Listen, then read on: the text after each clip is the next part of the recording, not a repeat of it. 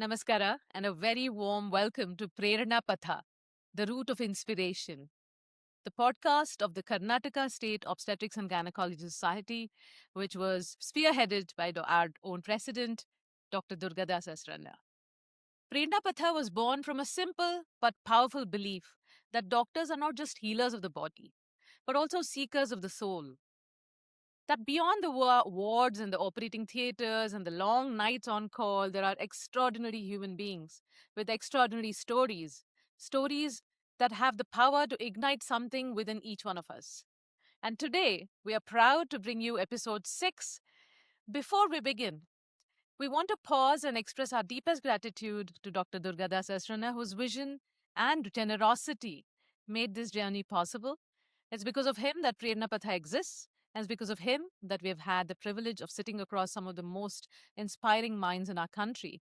And through his gracious support, we've had the honor of featuring Dr. Palani Velu, a surgical legend in the field of laparoscopy, Dr. Mohit Gupta, a cardiologist with Raja Yoga, whose journey continues to inspire a generation of young doctors, Dr. Neetika Sokti, the creator of Virtue Baby program, a beacon of excellence and compassion in the field of obs and gynae, Dr. Padmini Prasad, Karnataka's sexual medicine expert, in fact, I think first, whose story reminds us of the power of perseverance, Dr. Nitin Shah and Dr. Santosh Jaibhai, finance experts from Mumbai who help doctors understand wealth. Thank you, Dr. Asrana, for opening these doors for us and for the entire KSOGA community. We also want to extend our heartfelt thanks to another pillar of strength behind this podcast, Dr. Kasturi Donimat, whose unwavering support, encouragement, and dedication have kept Prerna Patha alive and thriving during the first few episodes. And this podcast would not simply be what it is without you, Dr. Kasturi Donimat. And Dr. Prabha Desai for helping with the finance episode. And now, the episode 6, which I have the honor of hosting with my dear colleague, Dr. Jyoti Siddhalingeshwar, who introduced us to our guest today. Thank you so much for that. And our guest today is someone who has stood at the top of the world, literally. He's a cancer surgeon, a rally driver, a pilot, a polar explorer, a mountaineer, and above all, a man who dared to dream when the world said, be practical. Dr. Murad E. Lala, head of the surgical oncology at PD Hinduja National Hospital, Mumbai, alumnus of the Lawrence School, Lovedale, and the first Indian civil doctor to summit Mount Everest, joins us today on Prerna Patha. His story is not about superhuman ability. It is about something far more accessible and far more powerful. It is about the courage to take the first step. Welcome, Dr. Murad. We are so honored to have you with us today. Thank you. Thank you And so much, Dr. Runa. Thank you so thank much. you. Over to Dr. Durgadas Asrana for his welcome address before we start off. Thank you. Namaste. Dr. Murad Lala, an oncosurgeon by profession and who has adventure as his passion, being a great cancer surgeon at Hinduja Hospital, Mumbai, finds time for his passion of mountaineering and other adventures. He is the first Indian civilian doctor to summit Mount Everest in 2013. His adventures continues in climbing Mount Kilimanjaro, the highest freestanding mountain in the world, and many, many more, which I wish I will listen from him. Add to his list of achievements, in NCC, he was All India Best Cadet, winner of Prime Minister's Gold Medal Award, and many more accolades have followed him. Sir, I am extremely thankful to you for accepting our invitation. The purpose of requesting you to come to our Prerena Patha is to convey the message that for any achievements, obstacle lies in the mind and not on the path. Overcome it and summit will be yours. With this, I request Dr. Aruna and Dr. Jyoti to take it forward and to unfold the adventures of a cancer surgeon, not in the operation theatre, but in the middle of mountains. Thank you. Thank you, sir. Thanks for those wonderful words. Dr. Murad, your tagline is an ordinary person with an extraordinary dream. But Yes. honestly, a cancer surgeon, Everest summiteer, rally driver, and pilot. That doesn't sound very ordinary to us. So tell us, where does the ordinary part come in? Actually, the ordinary part is what you're seeing on the screen. I mean, I'm very frankly just an ordinary person. It's just that I have extraordinary dreams and probably a little crazy as well. So I didn't just wake up one day and become a cancer surgeon or become a mountaineer or go to the poles. It's been a very ordinary day to day, hard days, and just showing up, just hanging in there. Something, if I can use a sort of analogy, it's something like a painting. It's just one ordinary brushstroke, another brushstroke, another brushstroke, and one fine day you suddenly realize that you got a masterpiece in front of you. So, to be very frank, that really is all there is to it. Ordinary efforts and sustained efforts long enough will start to look extraordinary. And otherwise, I am just a very ordinary person. Right, very well said. So you're really hitting the nail on its head by saying consistency is what Exactly, pays exactly. and compounds. That's wonderful. True, true. Oh. Over to Dr. Jyoti. Hello, Murad. Murad Lala is my undergraduate classmate at Bellary Medical College. Dr. Murad, you chose surgical oncology for your super specialization. Correct. Arguably one of the most emotionally demanding specialties in medicine. Every day you face mortality head on with your patients. Did that daily confrontation with life and death actually push you towards adventure, or did it make you more cautious? Just we want to know from you. Yeah. So, I mean, as you mentioned, I'm a surgical oncologist, which puts you in a place where you really can't ignore uh, the dangers that patients are put into. And more importantly, you realize how fragile life is. So you realize that, people would give anything. I mean, my patients would give anything for a few more days. Let them be ordinary days, but just maybe in the ward, maybe at home, just ordinary days. And here we are postponing our plans, postponing our whatever our dreams are, saying that, tomorrow, later, etc. Especially that's very common amongst us doctors. So being a surgical oncologist makes you see life through another perspective. And as you said, adventures, adventure for me isn't about danger. It's about living these ordinary days more intentionally and not postponing your plans. I think that is the important message I would like to convey to all the doctors over here, that life is fragile, life is limited, your dreams are unlimited, but start dreaming today and take that first step today. Okay. Absolutely. It makes us realize how unpredictable life is, and that, as you rightly said, consistent efforts every day, and you start today, it's already quite late. Beautifully said. So let's go straight to the day, May 19th, I think, 2020, 2013. That's about 13 years ago. 9:10 a.m. You're standing at the summit of Mount Everest. So it must have started really early or the previous night. The first Indian civilian doctor to do so. Close your eyes for a moment, sir, and take us there. What did that feel like? Yes. So as you mentioned that you started early, you don't really start early, you start the previous evening. So it was literally the previous evening at around, it was probably 7 p.m. that I set out from Camp 4 for the summit. And the last day until you reach the summit and come back to the relative safety of Camp 4, remember you are in something called the death zone. That means man is not supposed to be at that altitude. Your body is dying, your muscles are dying, and you've got limited oxygen supply because you're above 26,000 feet. You've got limited oxygen supply. You're carrying just 2 oxygen cylinders. It's extremely cold. I started off when the temperatures were approximately minus 35. So you set out from your Camp 4. The entire night, you keep climbing, hoping to reach the summit sometime in the morning. Spend just a few moments at the summit.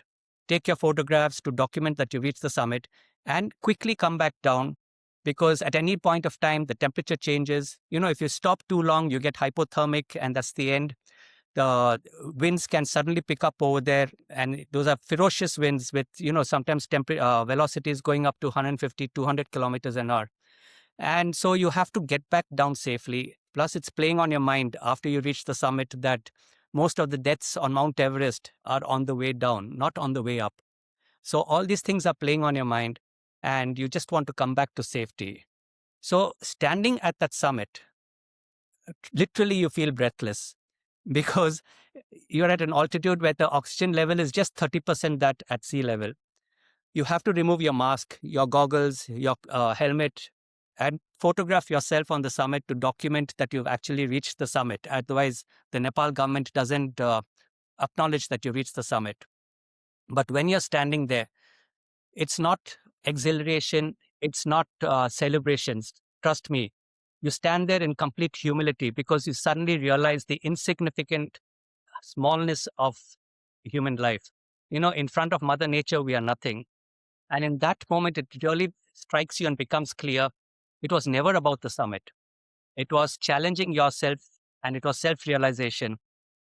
And every single step that you get there, it's the journey, one step at a time. The friendships that you forge along the way, the teamwork that is needed to get us onto the summit, and more importantly, the quiet journey of self-realization. So it feels less like an achievement and, quite frankly, more like a pilgrimage. It's more of a pilgrimage that you do because in that solitude alone on that summit, you have people around you, but trust me, it's just that there's so many things going on in your mind. And I mean, very frankly, the deeper you go into the mountains, the more you understand that this ego, wealth, all the titles that we have, all of it is meaningless in front of something as vast as the mountains or Mother Nature. So how did it feel? It was mixed emotions, but most importantly, I think it was just humbleness and humility and thanking the mountain for allowing us to step onto her summit. So that's why we never say that we have conquered the mountain. We always say we stepped onto the summit. That's it. And how was the divine darshan up there?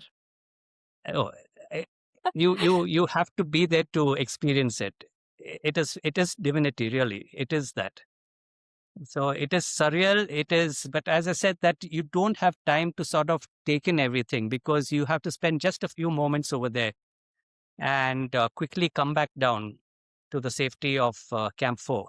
So you just take your photographs, you just look around and say a silent prayer and start on your way down again. And how many of you were there during that particular expedition? So we were 5 in our team, and it was a Canadian team. Our team leader was a Canadian, and it just happened to be we were 5 mountaineers from 5 different continents. We had this Canadian, we had someone from Ireland, we had a lady from South Africa, we had a gentleman from Australia, and I was from India. Wow. So you represented the entire continent of Asia. Of Asia. That's amazing. In my team. But there were multiple teams. And did you unfurl a flag up there or something like that? Yes, I do. You did? Yes, I did. I unfurled the flag on the summit, took photographs with that. And then, as I said, you quickly get down. Sir, the Triple Crown expedition in 2012, Yes. 20,000 feet peaks in 1 month was your preparation runway. Now, most of us are preparing for exams or conferences. You prepared for Everest. So how did a surgeon even begin to think like a mountaineer? At what stage did all this happen? So it's not that one day you sort of switch off your surgery mentality and switch on a mountaineering mentality, because on the mountains also you're thinking like a surgeon. They're both run parallel. They're both very similar. So, as a surgeon, you prepare for years for those few critical hours or critical moments that you are operating on a patient's body. Whereas in mountaineering, you devote hours in your preparation, etc. You train endlessly, and the summit window, especially for Mount Everest, is just a few days in the entire season, because you have these jet streams that rage across the summit with very, as I said, velocities about 150, 200 kilometers an hour, sometimes 250 kilometers an hour. And it's just a few days in that climbing season that these jet streams move upwards, higher up and northwards towards China. So That's this the is time the wind. typically April, May, or just end of Correct. mid-May, mid-May? It's April, May. It's April, May. So we start our acclimatization in April, and sometime in the beginning of May, we are given the weather inputs come in, and they tell us which is the likely summit window. And accordingly, we plan what are the days we will aim to hit the summit and come back down before those jet streams come back.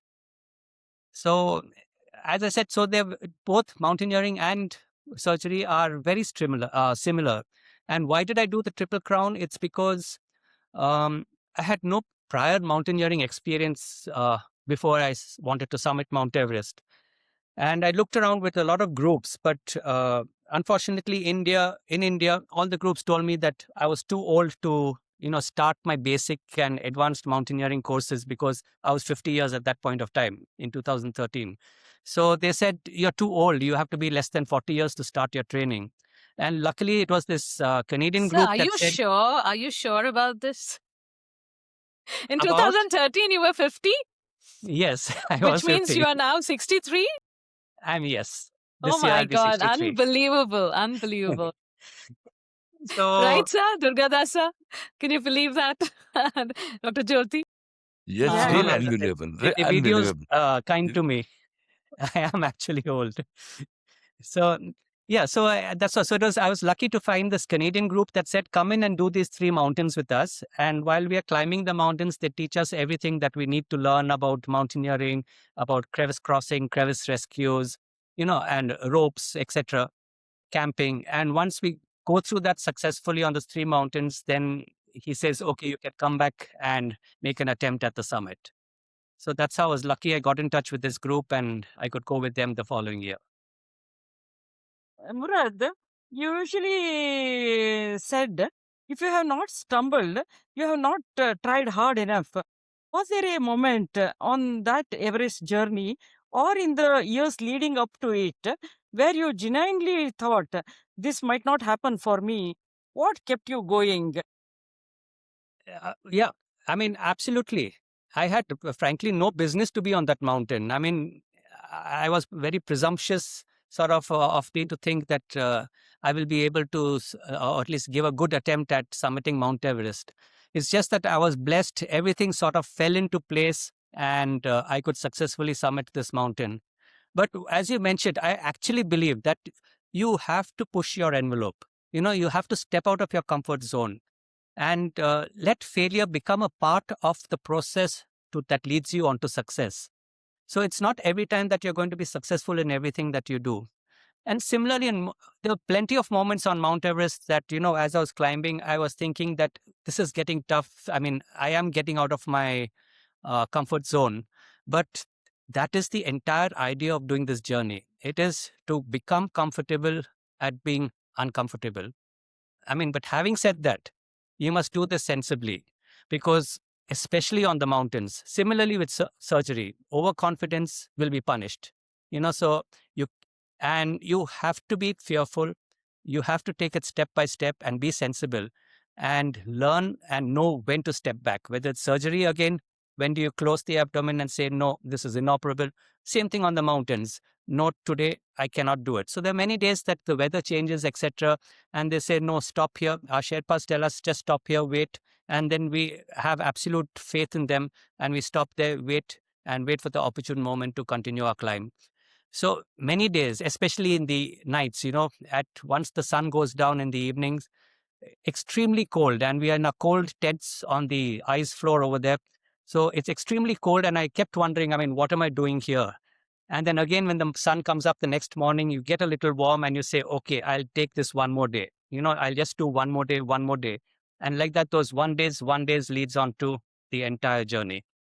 So that is the whole story, and you should push the envelope, and only then you can become a more complete human being. I Great can't words. even, we can't even begin to understand what it feels like there. I think we're so comfortable within our comfort zones that these kind of temperatures or adversities are completely unimaginable. Yeah, but Aruna, you face this in your profession, I mean, definitely there are times when you are with your patients, you face complications, etc. So you can't run away from that. You have to know how to sensibly navigate through them and continue on your journey. So same thing in the mountains as well. EBC is one of my dreams. So I'm just hoping, fingers crossed. The only thing I do running is fitness and strength training. So I run long distances, but I don't know if I can do the EBC. You'll be able to do it. Anyway. Definitely you'll be able to. This is what I said. Take So that first dynamic step. that you should be able to do it, Runa. Thank you.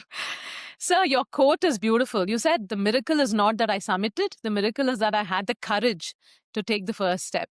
True. I Yes. mean, absolutely true. For a doctor like me listening right now, who has a dream of that they haven't even whispered out yet, what does that first step actually look like in practice? You know, we're all so wound up in mundane things like going to the OPD, doing our surgeries, getting back, looking after family. Day in and day out, it's mundane rigmarole. When does somebody actually put in efforts to dream big and start taking the first step? When? When is today, if not yesterday? So this quote is actually not my quote. You know, this quote, I love this quote. I've just modified it to mountaineering, but the quote is actually by a person called John Bingham, who was a runner himself, and he's a motivational speaker. So he's the one who actually said, take that first step. And what the meaning behind it is, just take that first step, in the sense, make up your mind that you're going to do it. And start with baby steps. You know, if you look at the summit, or it is like entering your MBBS course, you see those massive books that you have to go through to become a doctor, and you'll just get overwhelmed and wonder, how can I do it? But if you, like on the mountains, if you look at the summit, you'll think, this is so high. I mean, it's so difficult. How will I reach there? But just look 5 feet in front of you. Just take it step by step, baby steps. And then again, coming back to that analogy of the painting, one brushstroke at a time until you have the entire painting ready in front of you. So the mistake is, don't look at the end point, you know, don't look at the goal. Just look ahead, break it up into, compartmentalize it, break it up into manageable bites that you can take, and then go along with it. So if you try to solve the entire life in one go, it's just impossible. So take one step at a time, and that's how you'll get through the entire journey. So at 50, when you probably were I mean, you're still at the peak of your career, but you probably were getting to the, peak of your career. Now, how did you manage to balance your clinical practice as against families, against your, your hobby passion? So what are some simple tips that people can, take away? Yeah. So, I mean, you always have, and everybody always has that excuse. You can say that I'm too busy, I can't do it, you know. And especially when I put this across that I wanted to summit Mount Everest, there are enough detractors around who will say, you're a surgeon, your fingers, you'll get frostbite. How will you continue your profession? You're in private practice. What will happen to your patients? So if you want, there are enough reasons not to do what you want to do. But if you want to do something, trust me, just take that first step and you will get there. You will do it. Weave it into your profession, in the sense like, now I had to train. How do I train in Mumbai when I've got my work schedule going on? And for Everest, I needed 2 months off. It takes 2 months if you want to successfully summit the mountain. My hospital has about 16 stories. So I stopped using the lift. I started climbing up, climbing down. I stopped using the car. I used to walk to work, which is approximately 8 kilometers away, walk back in the evenings. In the nights, come have my dinner, then put on my backpack and go running on the roads. So you have to, within that 24 hours, you have to fit in your schedule and do it. And trust me, I mean, you feel more healthy, you feel more committed when you have a goal like that. And it's never about reaching the summit or reaching the end point. The journey itself is so wonderful. So even if you don't have to reach your summit, that's okay. On the way, you've learned so many things. You've met so many people. Yeah. There's so many cultures that you've come across, because you're going to different places. And just assimilate all that, and you become a more complete person. What about the compromises that you had to make along the way? What about clinical practice or, the patient base, let's say? These are the worries, that challenges that we have, family and, all the detractors. So how did you challenge them? Yeah. So one thing is, like some people say, never tell your dreams to others until you've achieved them. But I mean, listen to everybody because after all, everyone is your well-wisher. I hope so. So you listen to people and then just think, I mean, just take a deep thought and think, I mean, do you think what they're saying is right? Or do you think that you can still go ahead? Most important, of course, is to have family backing. And I was very fortunate. My parents were very supportive. My wife was very supportive. My wife happens to be Jyoti and my classmate in MBPS. So, yeah, so she was very supportive as well.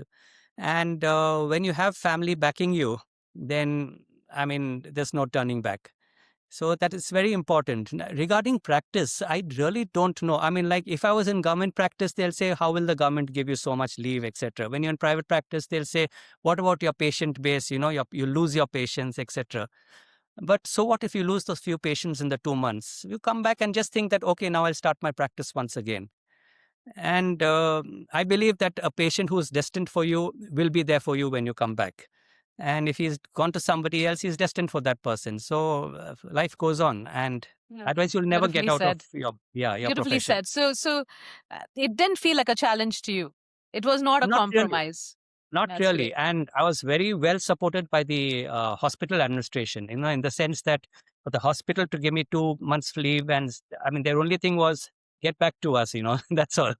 Come back safely after 2 months. But they gave me leave. So yes, you need a lot of backing, good friends, good family, and a good working environment as well. My colleagues were there who sort of covered my patients in my absence. So you had Yes, everything going for you. That absolutely. As I said, I was destiny, blessed. destiny, Yes, and I was blessings. blessed. Everything fell Yeah, into place. true. So December 2022, you skied to the geographic South Pole. Yes. January 2023, you summit Mount Vinson in Antarctica. July 2023, the same year, Mount Kilimanjaro. August 2025, last year, Mount Elbrus in Europe. Dr. Murad, most people slow down. You seem to be accelerating. What is fueling this? Um, I think the underlying emotion, or it's not an acceleration. You know, it's very simple. The thought process is very simple. We have limited time, and I'm aware of that time is limited. So what may look like an acceleration is not acceleration for me. It's not speed. It's just an awareness that there's so much to do and such little time. So I'm not trying to rush life, you know. I'm just being very conscious that time is limited and there is still so much that I want to experience, not just climbing mountains, seeing so many wonderful places, so many other experiences are there. So that is the reason why it looks like a acceleration, but actually it's just trying to do as much as possible. And you can't let, you know, this awareness that limited time is there. Don't convert that into a panic situation and rush foolhardily into something, but just turn your limited time into intention. Again, one step, one expedition at a time, and one decision at a time. Complete that. Then think, okay, what is my next goal, or what can I achieve next? And that's it. So the entire underlying thing is that we have limited time available with us. Let's make the best use of it. I think that's it. Uh, how do you come across these such as challenging expeditions? Is it like a group that you have, or is it a sort of a group that advertises these things, or is there a group of friends that you? No, actually, it may seem odd, but I just think of what's my next, or like what I want to do next. And then I start probably looking on the net, searching around, speaking to colleagues, speaking to friends, and then getting into a group. So it's every time it's been a different group, it's been a different set of people. And I mean, some people have turned around and said, how can you put yourself into such a situation with strangers? You know, because until I actually get to the start point, I do not know those people. I've not met them physically, maybe some online sessions, but that's it. But I think that everyone who comes for such an expedition or such an adventure has a similar mindset. So, I mean, we're all sort of basically, it's like going to another place and meeting another doctor. You start speaking that language. I mean, he knows exactly what you are talking about. And all. So it's the same thing with these expeditions. It's a common interest that keep you together. Exactly. Yes. So they're so different, aren't they? The last degree ski expedition to the South Pole is a very different kind Yes. of challenge from a mountain Correct. summit. Yes. Apparently it's supposed to be relentless, flat, and mentally brutal. Yes. Which was harder, the physical mountain or the psychological emptiness of just skiing across Antarctica? Which was more challenging? That's it's a very interesting point that you've put. The relentless sort of vastness and nothingness of Antarctica. It's just a white sheet. The Antarctica I've been to is different from the Antarctica the tourists go to. The ones that go on the tourists on the ships. They Abhi 75% uploaded. Checking. I mean, the visitors go to another part of Antarctica, and you went to. correct. Yeah. Yes. So the ones who go on the cruises, the tourists that go on the cruises, and anyone who's visiting Antarctica as a tourist goes to the coastal part of Antarctica, which quite frankly is the more prettier part, because you see the penguins, you see the life over there, you see the icebergs, etc. But we fly into the interior part of Antarctica, which is just a white sheet everywhere. And we go in the summertime. So in the summertime, it is 24 hours sunlight. So there's no day night. And whichever way you turn, it's just a white, flat vastness over there. So they are two different. I mean, the mountains is totally different. In the mountains, for every turn that you take, it's a new scene over there, and very beautiful, very breathtaking. But every step that you take or the turn that you make is a different scene. Whereas here, for days on end that we are skiing to the South Pole, it takes about 2 weeks to reach the South Pole on skis. We are skiing for about 8 hours a day in line, one behind the other. Okay, so we are one behind the other. And you've got the sled which you're carrying with you, because that sled has your tent, your food, everything. And so you're at least 20 feet, or if not more, from the person in front and another person behind. So for 8 hours, you're just silently skiing one behind the other, by turn taking leads. So there's no talking. These sledges are run by what? We are pulling them. You're pulling the sledges with your luggage and you're just walking across. Yeah, you're skiing across. So skiing across, right? Yes. So it's what we call unsupported expedition. So we don't have dog sleds which are with us, which are not allowed over there. On flat ground, you're just skiing. It's called Nordic skiing or cross country skiing. Right. So you're just sort of skiing along. So you don't speak to anybody. So again, it's a sort of pilgrimage. I mean, people go on Maun Vrat and go to go meditation, etc., etc. In a way, this is very meditative, but you have to be mentally very strong, because it can get to you. There's no day night. You lose your perspective. It's just white everywhere with the sun out and extremely cold, and you just have to keep skiing. In the night, set up your tent. You melt the snow there, then you use your prepackaged meals, you eat that, and again you set out. So you just do that until you reach the South Pole. So it is absolutely different from doing a mountaineering or doing any mountain. It is different. And my God. And how many miles would that be? How many miles? How many miles are you looking at? So to the South Pole? We do something called the last degree ski expedition. So the last degree is from 89 to 90, because the South Pole comes at 90 degrees south. So we do 89 to 90 degrees. So that is 1 degree, which is about 120 kilometers. So we ski about 120 kilometers and reach the South Pole. Murad, you have now stood on the highest points of multiple continents. Does the view from the top ever get old? Or does each summit feel like the first time? Just tell us. No. Every summit is special in its own unique way. I mean, you can never say, "Oh, I've been to the top earlier," because forget the summits of these huge mountains. I mean, you go to a hill around you, and then you stand on the hill and you look out. It's totally different. So every summit is different. Every experience is different. And again, as I said, it's all about the journey. The new challenges that you're facing to reach the point. For example, last year I went to Mount Elbrus. Mount Elbrus happens to be in the European part of Russia, but is in Russia. So getting into Russia itself is a challenge.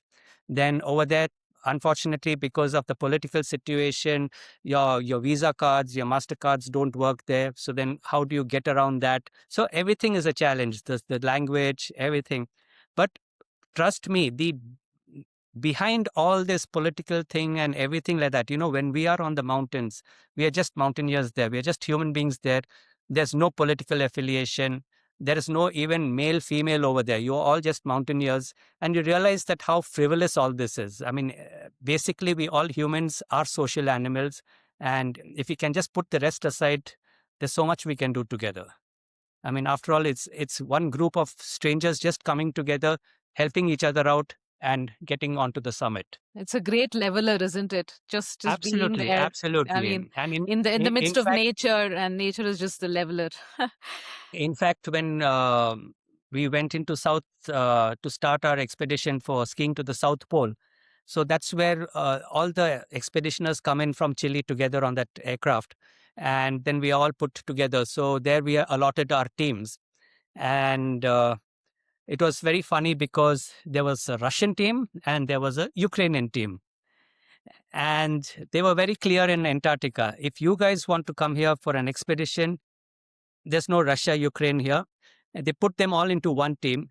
And they were all skied to the, no, they were not for skiing. They were for the climbing the highest mountain in Antarctica, the Mount Vinson. So they said that you are in one team and you have to climb Mount Vinson together. And they got on famously well. And again, so I think when you're put into a harsh environment, you Holding just white support each flags other. and white flags and waving white flags. Yeah. Oh gosh, right. Wow. So another facet of yours, the rally driver, the pilot. You hold a private pilot's license. Is that right? Yes. And there's That's right. something poetic about a surgeon, someone who works with an extraordinary precision at the smallest scale, and also being someone who flies above the clouds. So, how has flying shaped you? Shaped the way you think? And when So did this all start? yeah, so actually flying was before I joined MBBS also, because to be frank, I wanted to be a pilot. I never wanted to be a doctor. I hate studying. So I always wanted to be a pilot, and I was pursuing my flying and aiming to be a commercial pilot. So I'd already got my private pilot's license, and that's when I happened to get a medical seat. So I mean, destiny took me into medicine. But I think the most powerful part about flying is the perspective it gives you of probably, in a way, the fourth dimension. Because the higher you go, the smaller everything below seems. And what feels like a major problem on the ground, or your misunderstandings or everything else, you just go up into the skies and suddenly everything falls into context. And everything falls into perspective, and you realize that your problems are so trivial. And again, as a surgeon also, your perspective is very valuable, because both surgery and aviation have always shared the same principles in a way. You have to be disciplined in both. You have to be precision, and you have to be system oriented. There's a lot of systems in aviation, and in fact, many of our safety checklists, everything in the operating room has come up from the aviation industry. So for me, flying isn't just about, flying through the sky, etc. and all. It's a lot of learning process. It's the clarity that it gives you, the perspective that it gives you. And it's a similar thing whether you're in the cockpit or whether you're in an operation theater. You have to do your job with a clear mind. And I think both are very similar, but flying definitely gives you another perspective of life, which you don't see from ground level. Right. Yeah. It's like literally looking at everything at minuscule, and you just feel the humility of the whole experience. Absolutely. Absolutely. True. Yeah. Sorry? You were saying, the Raid de Himalaya. Now, all these Yes. words are, the terminologies and phrases are very new to me. The Himalaya is in Yes. 2007, 8, and 9. And 2009, you won a trophy alongside with your wife, Dr. Correct. Mamta Lala. How beautiful. Yeah. That's a remarkable partnership. So, in fact, Dr. Jyoti wanted to ask you this question. Go ahead, Dr. Jyoti. Yes, That's Jyoti. okay. That's okay. It's like theirs is a remarkable.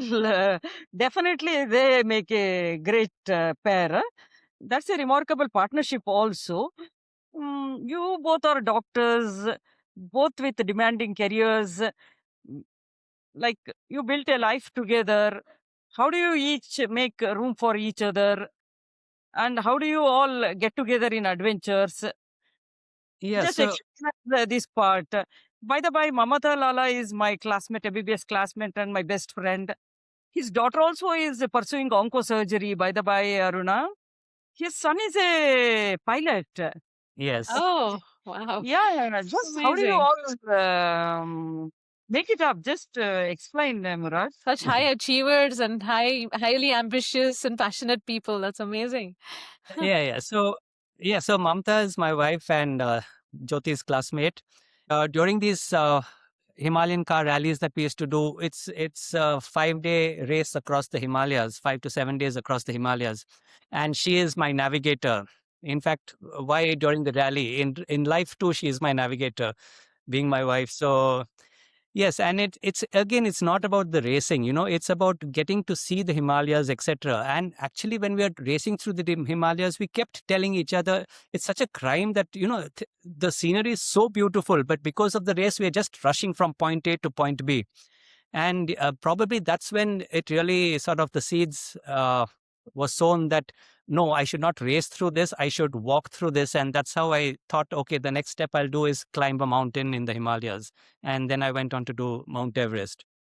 So like that, one being the driver, one being a navigator, it's totally trusting each other, because again, you're a team over there and you have to trust each other. And you can't sort of argue over there, stop, question, fight, etc. We keep that for the home front. Over there, you just have to trust each other and keep going ahead. And yeah, both are doctors, but so what? I mean, a lot of us are married into the same profession. It's just, I think you have to strike the balance where you give each one or each other the space that she or he wants, but at the same time being there to support each other and having a Right. shared goal, a shared purpose in life. So Yeah. I think you always have to make space for each other, but at the same time, be there in the background saying, yes, I am there backing you up. Just follow your dreams. How lovely. How lovely. Yeah.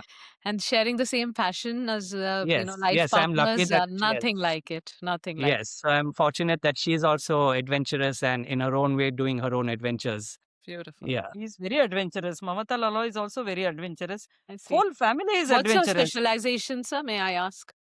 I'm a cancer surgeon, Sir. and Mamta is a pediatrician, but she's specialized into pediatric HIV.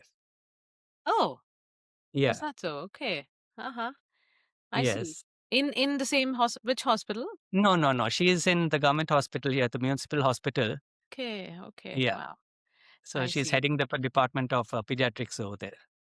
Beautiful. Right. Sir, there's on a serious note, there's a quiet epidemic among doctors, Yes. burnout, loss of identity outside medicine.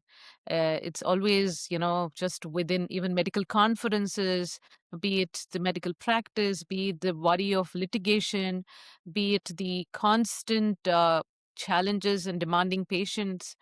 The feeling that the white coat is the only coat they're allowed to wear.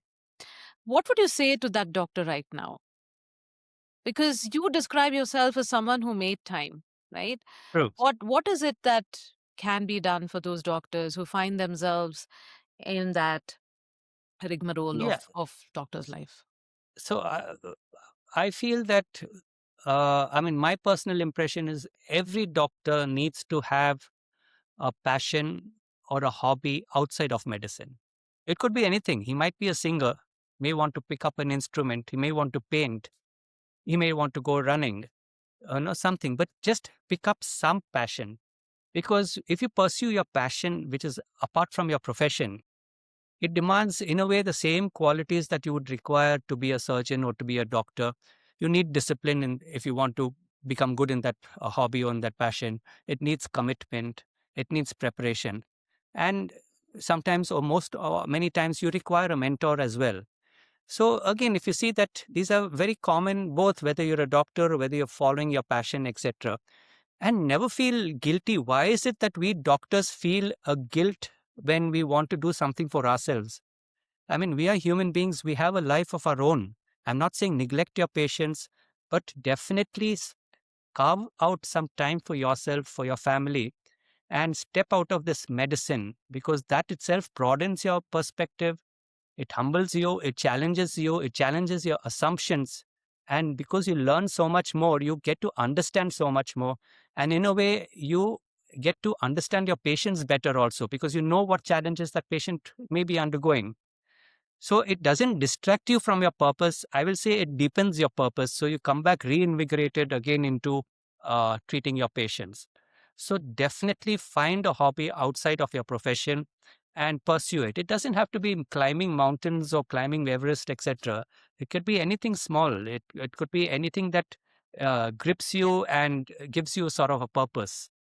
Yeah. Even simple things Yeah. like gardening at home. Yeah. Fantastic. Why not? Yes, definitely.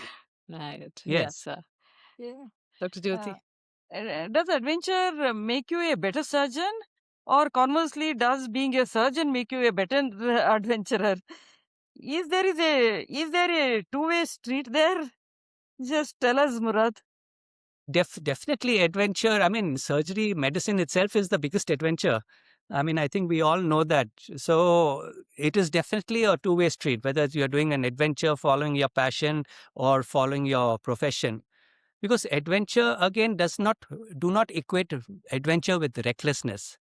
Adventure is just stepping out of your comfort zone, doing something new, finding a new challenge, and when you do this, it sort of teaches you to stay calm in uncertain times, in uncertainty, in uncertain environment.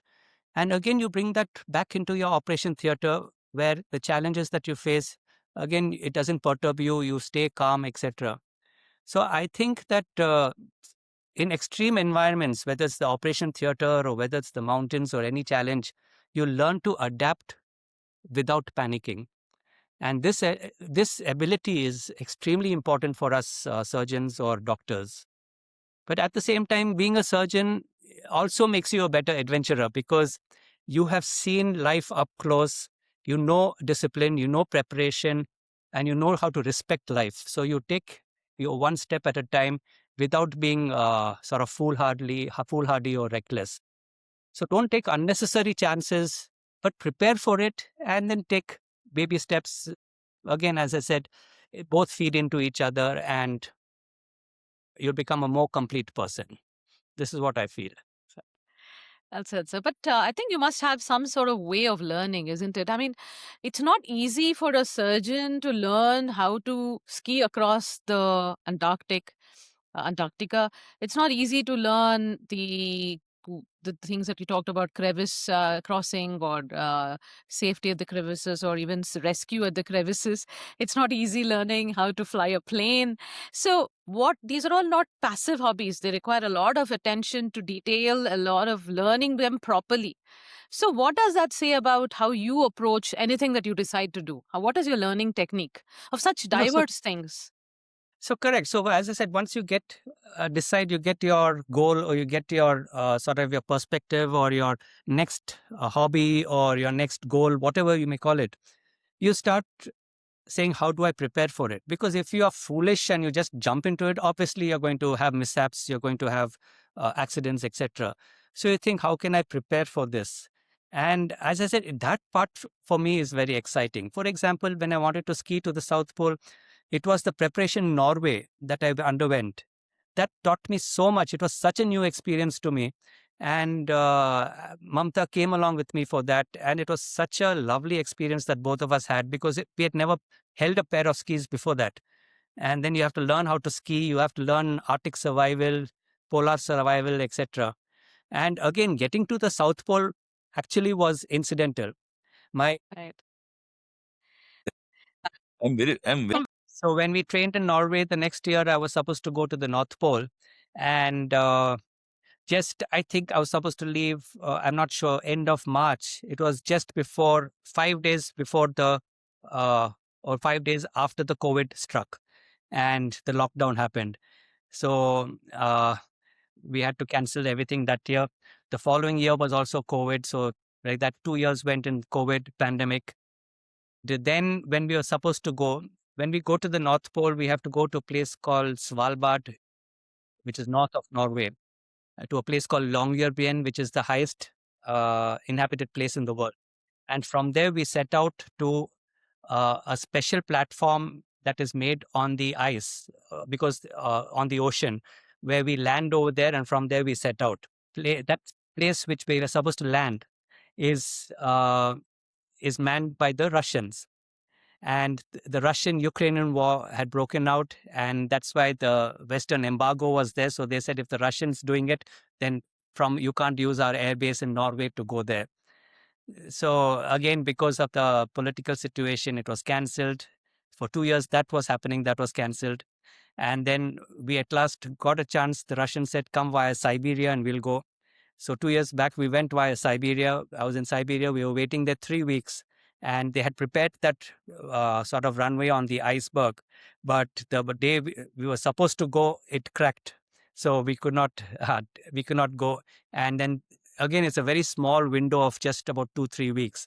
And they said by the time they were scouting around for another place where they could build the runway, bad weather came in the northern region. So it was cancelled again. So after all this, now they're saying that until the war is over, no one can go to the North Pole. So then I thought, okay, not the North Pole, look at South. And that's how I went to the South Pole. Wow.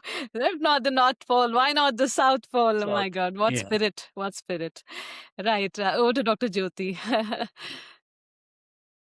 Murad, you have skied to the South Pole, stood on Everest, flown planes, raced cars through the Himalayas, and jumped out of aircraft. Is there anything left on the list that still makes your heart race with nervousness? We would just like to know about this. You've done almost everything, in my view. No. Just driving on the roads of Mumbai makes my heart race. No, but honestly, the day your heart stops racing, I'll be very sad, because, that's the day you've lost your zest for life. So I hope that feeling never disappears. What about deep sea, sir? Yes, why not? Why not? I would love to do that.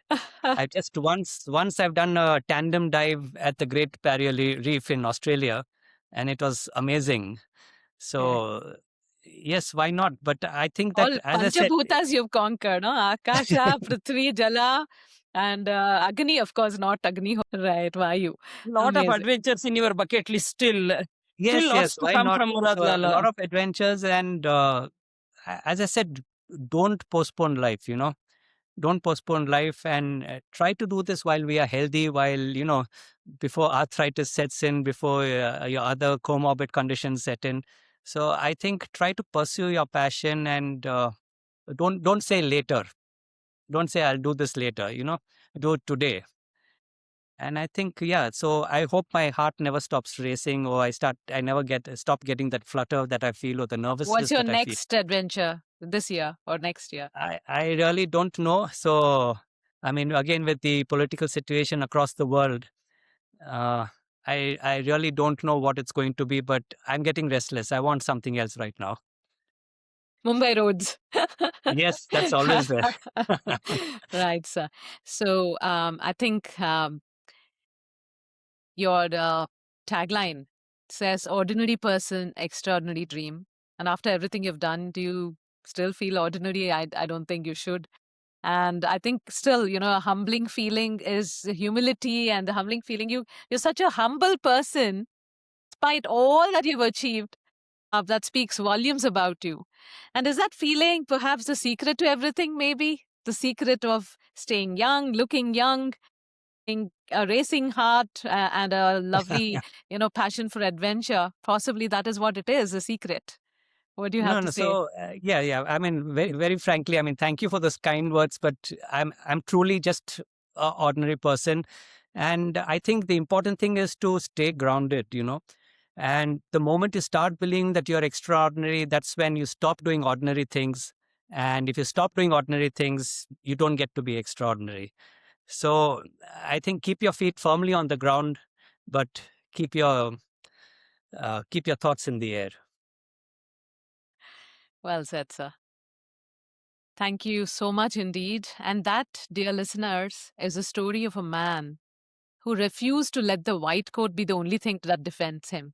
Dr. Muradi Lala, cancer surgeon, Everest summiteer, South Pole skier, rally driver, pilot, and above all, a human being who chose every single day to live fully, not just exist, but live, has reminded us today that the mountains we fear to climb are almost always the ones inside our own minds.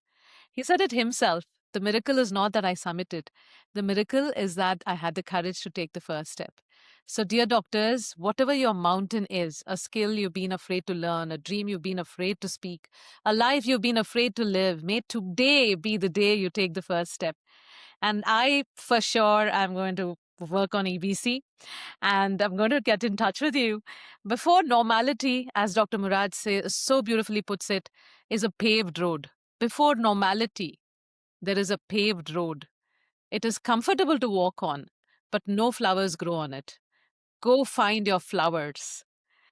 On behalf of the Karnataka State Obstetrics and Gynecology Society, sir, please, Dr. Durgadas, sir, would you Yeah. mind giving us a few words of, wisdom at the end? We thank you for being a part of Prerena Patha family, Dr. Murad. And a very, very special thank you once again, Dr. Durgadas Asrana, for making this series possible. And to Dr. Kasturi Donimat, Dr. Prabha Desai, and Dr. Jyoti, who did a beautiful, moderation today as a guest. So over to Dr. Durgadas Asrana for his closing words. And thanks. Yeah. Muradlal, excellent, excellent. This is what I wanted for KSOGA from you. The tips what you have given, the life lessons, I can say. Perseverance, take the life small in baby steps, develop some hobbies. These are the real life tips. Like our past president Abdul Kalam told, think big, dream big. Everything is possible. Everything is possible by your once you start dreaming big. The first person who climbed the Mount Everest, Edward Hillary. I was reminded of one story. While he started climbing the Mount Everest, he could not reach the summit. He came back. And the foothills he stood and told, look, Mount Everest, I am a human being. You are not a human being. Today I could not touch the summit. Being a human being, I can grow, but as a mountain, you cannot grow. I'll come again to conquer and to step in the top hills of the Mount Everest. This is the attitude you have shown, Muradlal. We, the human beings, by the perseverance, by taking small steps, we can grow in our life, maybe professional, personal, family, whatever it may be. Once again, from the family of KSOGA, I thank you very much for taking time and joining us. Thank you so much. And I thank immensely my friend, Dr. Aruna. You have done lots for my podcast. Jyoti, no word to get Muradlal. I know it's how difficult it was, how busy he was.